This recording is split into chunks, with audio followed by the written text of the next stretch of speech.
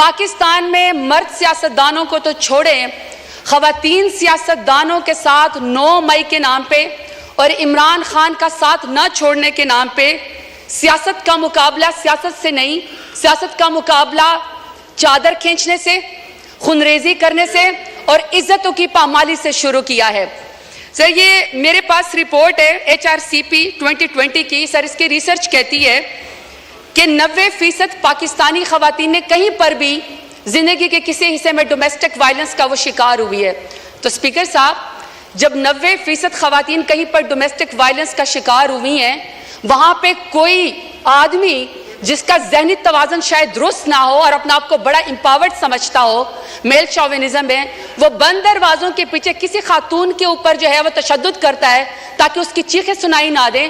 جب گھر کے بڑے اس کو جمع کرتے ہیں اور اس کو بلاتے ہیں کہ تم نے خاتون کے اوپر تشدد کیوں کیا، تو سر وہ بھی منہ چھپائے پھرتا ہے۔ لیکن پاکستان ایک ایسا اسلامی جمہوریہ پاکستان ایٹمی طاقت ہے جس میں نواز شریف کی ماں پہ، جس میں شہباز شریف کی ماں کے اوپر خواتین کو سڑکوں کے اوپر گھسیٹا جاتا ہے، ان کی چادر کھینچی جاتی ہے، ان کو پر واٹر کینن استعمال کیے جاتے ہیں، لاٹھی چارج ہوتا ہے، ان کو پر FIR کی جاتی ہے، چادر اور 4 دیواروں کو پامال کیا جاتا ہے، لیکن کسی کو شرم نہیں آتی ہے، کسی کو شرم نہیں آتی ہے۔ اسپیکر صاحب، کہا گیا کہ جی سیاست میں سب کا حق ہے اور اس میں لکھا ہوا ہے کہ جی ٹالرنس ہونی چاہیے۔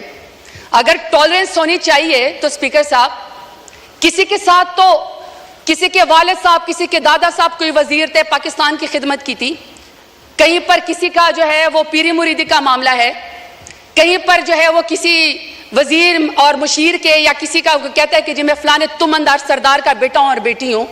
لیکن اسپیکر صاحب، میرا سوال ہے کہ اگر میں NA 185 پہ زرتاج گل وزیر ڈیرہ غازی خان سے الیکشن لڑنا چاہتی ہوں تو کیا ڈیرہ غازی خان میرے لیے نو گو ایریا تھا کہ آپ میرے پروپوزر اور سیکنڈر کو بھی اغوا کریں، آپ میرے گھر کا محاصرہ کریں، جب میں گھر سے نکلوں تو آپ میرے اوپر لاٹھی چارج کریں؟ پورے ڈیرہ غازی خان نے دیکھا کہ پورے ڈیرہ غازی خان کی جتنے بھی پولیس انفورسمنٹ تھی، انتظامیہ تھی، وہ ایک سائڈ کے اوپر کھڑی تھی اور مجھے پاکستانی چوک میں کارڈن آف کر کے اکیلا وہاں پہ کھڑا کیا ہوا تھا۔ کسی کو شرم نہیں آئی ہے، کسی کو کوئی فرق نہیں وہاں پہ پڑا۔ جب گھر سے باہر نکلو تو کہتے ہیں کہ آپ NOC دو۔ کون سے آئین قانون میں اسپیکر صاحب ہوتا ہے کہ گھر سے نکلنے کے لیے آپ کو NOC چاہیے؟ باپ دادا نے مسجد بنوائی، نمازوں کے اوپر دروازے بند کر دیے کیونکہ یہ زرتاج گل کے گھر کے سامنے جو وہ مسجد ہے۔ وہاں پہ مارکیٹ تھے تو مارکیٹ کے دروازے بند کر دیے، انہوں نے کہا عید اور چاند رات کے اوپر بھی یہاں پہ کوئی خرید و فروخت نہیں ہوگی کیونکہ شاید یہ اس مارکیٹ میں یہاں پہ زرتاج گل رہتی ہے۔ میرے خاندان کی خواتین اسپیکر صاحب شرعی پردہ کرتی ہیں۔ 10 دفعہ میرے گھر کے اوپر جب ریڈ کیا گیا، دروازے توڑے گئے، لاتے مار کے پولیس آئی تو وہاں کے سارے وہ باپردہ خواتین گھر چھوڑ کے چلی گئیں۔ تو آپ کہتے ہیں کہ آپ کو سیاست کا حق ہے، مانتے ہیں ہم بے-نظیر بھٹو صاحبہ کی ہم عزت کرتے ہیں کیونکہ پہلے وزیر اعظم تھی خاتون، لیکن ایک دوسری بھی تو ہے نا جو ٹک ٹاک اور وزیر اعلیٰ جو کہتی ہے کہ خواتین میری ریڈ لائن ہے۔ ریڈ لائن کے بعد آپ یہاں پہ قائد اعظم رحمت اللہ علیہ کی تصویر کے سامنے محترمہ فاطمہ جناح کا ذکر کرتے ہیں۔ شکر ہے اسپیکر صاحب، اسپیکر کے محترمہ فاطمہ جناح کے جو اپوننٹ تھے نا وہ ہندو تھے، وہ انگریز تھے، وہ کچھ تو وزادار تھے۔ یہاں پہ وزاداری کا مجھے عالم بتائیں، یہاں پہ آپ مجھے وزاداری کا عالم بتائیں اسپیکر صاحب کہ قائد اعظم رحمت اللہ علیہ کے پاکستان میں بھی خواتین کو سیاست کی اجازت ہے۔ یہ امریت کا ذکر کرتے نا، کل کو کہہ رہے تھے کہ جی کسی کو نکال کے آپ قبر سے پھانسی پہ لٹکا دو، تو مشرف دور میں سب سے زیادہ خواتین کو یہاں پہ ریزرو سیٹ دے گئی۔ بدترین امریت کے اندر بھی خواتین کو سیاست کی اجازت تھی، بے نظیر بھٹو کے دور کے اندر بھی خواتین کو سیاست کی اجازت تھی، عمران خان میرے لیڈر کی حکومت میں خواتین کو سیاست کی اجازت تھی۔ سب سے زیادہ پاکستان کی تاریخ میں اگر کابینہ میں کوئی منسٹر بنی ہے تو وہ عمران خان کے دور میں بنی ہے۔ میں سوال پوچھنا چاہتی ہوں اسپیکر صاحب ان کو چپ کرائیں۔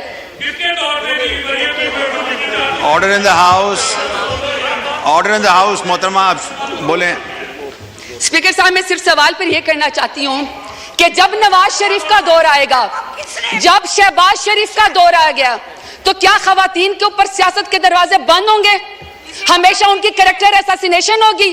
ہمیشہ ان کو جیلوں کے اندر ڈالا جائے گا؟ میں سوال پوچھنا چاہتی ہوں اسپیکر صاحب، میں سوال پوچھنا چاہتی ہوں کہ ریحانہ ڈار صاحبہ جو سیالکوٹ میں، جس کا تو 9 مئی سے بھی کوئی تعلق نہیں تھا، بیٹے کی سیٹ پہ الیکشن لڑنا چاہ رہی تھی، والدہ کی عمر کے ایک خاتون ہے، آپ نے یہاں پہ ایک بندے کو جتوانے کے لیے پولیس کے ذریعے اس کے گریبان میں ہاتھ ڈالا، آسمان بھی کانپا ہوگا۔ میں آپ سے پوچھنا چاہتی ہوں کہ آپ کو کون سی سیاسی برتری حاصل ہوگی ریحانہ ڈار کو آپ کو گھسیٹتے ہوئے اور اس کے گریبان میں ہاتھ ڈالتے ہوئے؟ اسپیکر صاحب، ہم نے تو سنا تھا کہ فلسطین میں، کشمیر میں مقبوضہ جگہوں پہ یہودی اور ہندو جو خواتین کے خلاف ٹارچر کرتے ہیں، ان کو ہراس کرتے ہیں تاکہ ان کو کوئی جو ہے اس کے اوپر برتری حاصل ہو جائے۔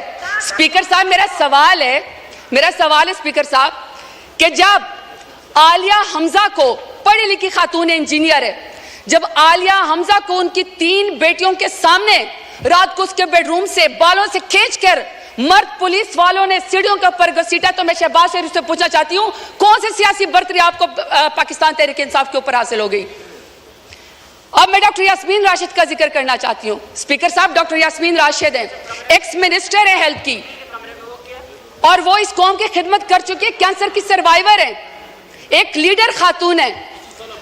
آج وہ خاتون ایک ضمانت اس کو نہیں ملتی جو کہ بنیادی حقوق کی خلاف ورزی ہے۔ آپ یہ چاہتے ہیں کہ کوئی پڑھی لکھی خاتون یہاں پہ سیاست کے اندر نہ آئے، اس کے اوپر دروازہ بند کر دیا جائے؟ تو میں پوچھنا چاہتی ہوں فارم 47 والے وزیر اعظم سے کون سی سیاسی برتری آپ کو حاصل ہو گئی؟ اسپیکر صاحب، order in the house please سنیں آنریبل ممبر بول رہی ہیں، سنیں جی، آپ جاری رکھیں پلیز۔ اسپیکر صاحب، میں یہاں پہ بشرا بی بی کا ذکر کرنا چاہتی ہوں، خاتون اول رہ چکی ہیں، حیادار عورت ہے، باپردہ عورت ہے، لاکھ اختلاف ہوگا ان کا، لاکھ اختلاف ہوگا اسپیکر صاحب ان کا، شہباز شریف کا، نواز شریف کا لاکھ اختلاف ہم سے ہوگا، عمران خان سے نفرت بھی ہوگی، کیونکہ عمران خان جیسے بہادر لیڈر تو یہ ہے نہیں، تو چلو آپ کو سیاست میں نفرت ہوگی۔ اسپیکر صاحب، میرا سوال ہے کہ دشمنی میں آپ اتنے گر گئے کہ آپ نے نکاح جیسے سنت نبوی، آپ نے اس کے اندر بھی ہاتھ ڈال دیا، کوئی باپردہ خاتون بھی آپ کے شر سے محفوظ نہیں رہی۔ تو میں پوچھنا چاہتی ہوں کہ فارم 47 والے وزیر اعظم سے کہ آپ نے باپردہ خاتون کی عدت کے نکاح کے کیس کے اندر بھی ہاتھ ڈال کے دشمنی کی نظر کر کے خواتین کو آپ نے کیا پیغام دیا ہے؟ طیبہ راجہ، صنم جاوید، عائشہ بھٹا، میں ہزاروں کے نام لینا چاہتی ہوں اسپیکر صاحب، وہ جیل کے اندر بیٹھی ہوئی ہیں، وہ جیل کے اندر بیٹھی ہوئی ہیں، اور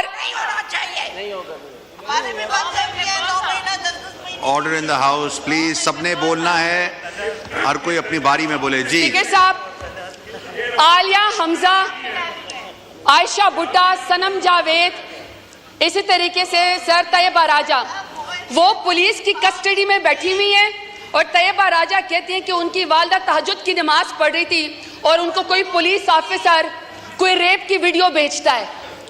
آپ نے اس خاتون کی ماں کے تہجد کے ٹائم پہ آنسوں کا کون حساب دے گا؟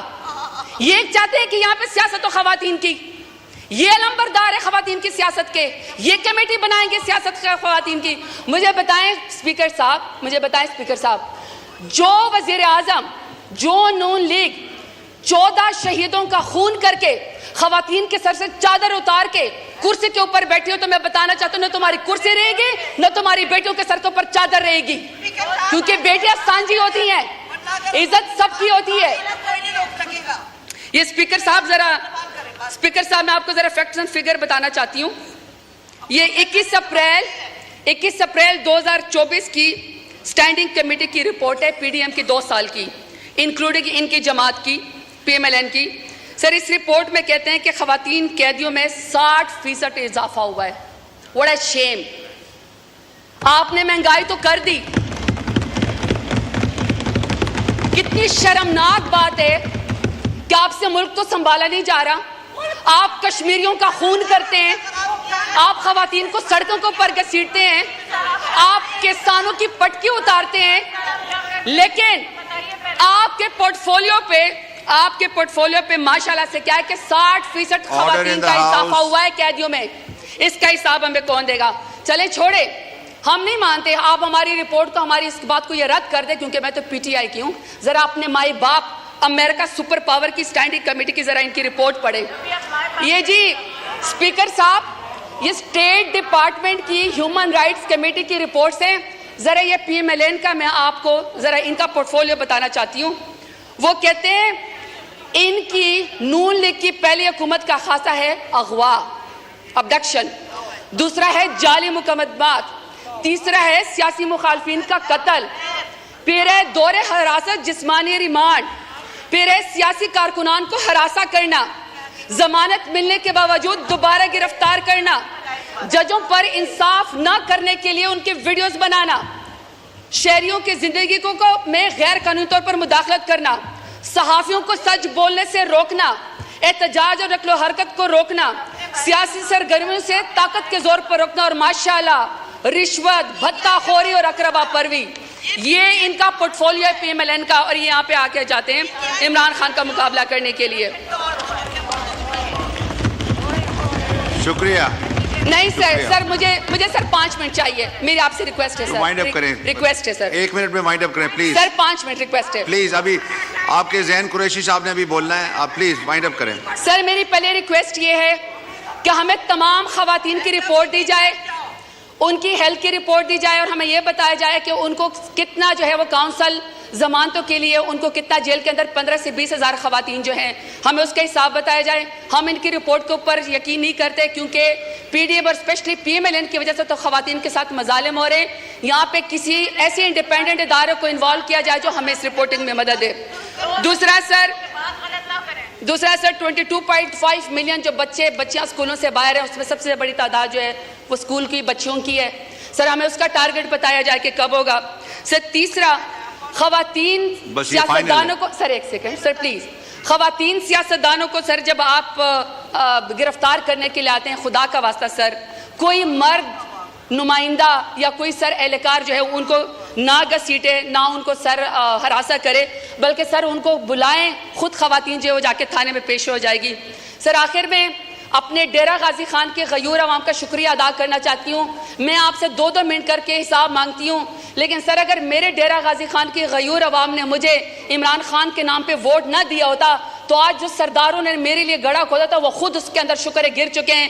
آخر میں سر کہ میرے لیڈر عمران خان کے نام کہ سر جو آدمی ریاست کی قید میں ہو کر ریاست کو یہ کہہ دے کہ تمہارا خواب رہ جائے گا مجھے ڈرا ہوا دیکھنا, ایسا شخص نے قابل شکست ہوتا ہے. سر ان سے کہیں